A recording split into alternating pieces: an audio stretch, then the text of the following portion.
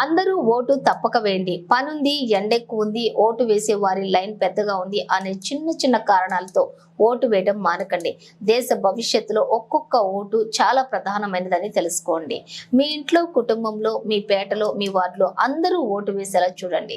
బైకులు లేని వారికి మీ బైక్ లేదా కారు లేదా ఆటోలో తీసుకెళ్లి మరి ఓటు వేయించి పుణ్యం కట్టుకోండి. ఉద్యోగ రీత్యా, వ్యాపార రీత్యా, చదువు రీత్యా మీరు ఏ ప్రాంతంలో ఉంటున్నప్పటికీ మీ ఓటు ఎక్కడ ఉందో అక్కడకు తప్పకుండా వెళ్ళి ఓటు వేయండి. రిజర్వేషన్ లేదా దూర ప్రయాణం నా వల్ల కాదు అని మీ గురుతర బాధ్యతను మరవకండి. ఓటింగ్ కు ముందు లేదా ఓటింగ్ రోజున ఎటువంటి ప్రయాణాలు పెట్టుకోకండి. ధర్మ ప్రచారం కోసం ఒకవేళ మీరు వేరే ఊరికి వెళ్ళి ఉన్నా సరే, ఒక్క పూట కోసమైనా సరే మీ ఊరికి వచ్చి తప్పక ఓటు వేయండి. మీ ప్రాంతంలోని, ఊరిలోని, పట్టణంలోని వేరే ప్రాంతాలలో అంటే బీహార్, ఒరిస్సా, రాజస్థాన్, యూపీ నుండి కూడా వలస వచ్చి వివిధ రకాల చేతి పనులు చేసుకుంటూ బ్రతుకుతున్న వారిని కూడా నచ్చజెప్పండి.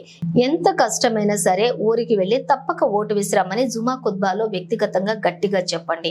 ఆర్థికంగా ఏదైనా ఇబ్బంది ఉంటే వారికి టికెట్ డబ్బులు సర్దిపెట్టి మరి వారి ఊరికి పంపండి. ప్రజాస్వామ్యాన్ని, రాజ్యాంగాన్ని, దేశాన్ని, భిన్నత్వంలో ఏకత్వాన్ని కాపాడుకోవడం కోసం ఎంత కష్టమైనా సరే అందరూ తప్పక ఓటు వేయండి.